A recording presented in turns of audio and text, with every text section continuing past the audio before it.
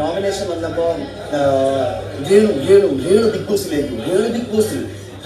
ബോസിൽ എന്റെ പേരിനെ കാട്ടി അപ്വാനിഷൻ ബിഗ് ബോസിലേക്ക് എന്നുള്ളൊരു വാവ് എല്ലാം അപ്പുറത്തേക്ക് ഏറ്റവും കൂടുതൽ വാവ് വന്നത് ആൾക്കാർ അണ്ടം വിട്ടത് രേണു സുധി.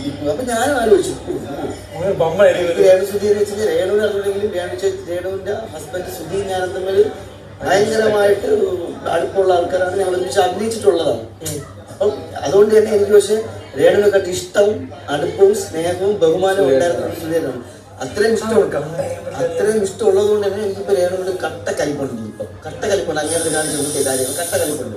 പക്ഷെ അതെല്ലാം വെച്ചിട്ട് ഞാൻ മിണ്ടായിരിക്കുന്ന ഒരു സ്ത്രീയാണ്, ഇദ്ദേഹത്തിന്റെ ഒരു വൈഫാണ് എന്നുള്ള കൺസേൺ കൊടുത്തിട്ടാണ് ഞാൻ ബിഗ് ബോസിലേക്ക്. ഇവിടെ പേരുണ്ട്, ഇവരുണ്ടെന്ന് പറയുമ്പോഴും എന്റെ മനസ്സിൽ ഇവിടെ എന്തെങ്കിലുമൊക്കെ പൊട്ടിത്തരുകളോ ഇവിടെ എന്തെങ്കിലുമൊക്കെ കണ്ടന്റുകളോ അവരുടെ ഭാഗത്ത് നിന്ന് ഉണ്ടാവും. അപ്പൊ അത് നിൽക്കണം എന്നുള്ള ഇവിടെ വന്നിട്ടൊരു പാഴ്, വെറും പാഴ്. നീ നോക്കിയാണ് വെറും പാഴ്. ഒന്നുമില്ല, ഒരു സാധനം പോലും ഇല്ല.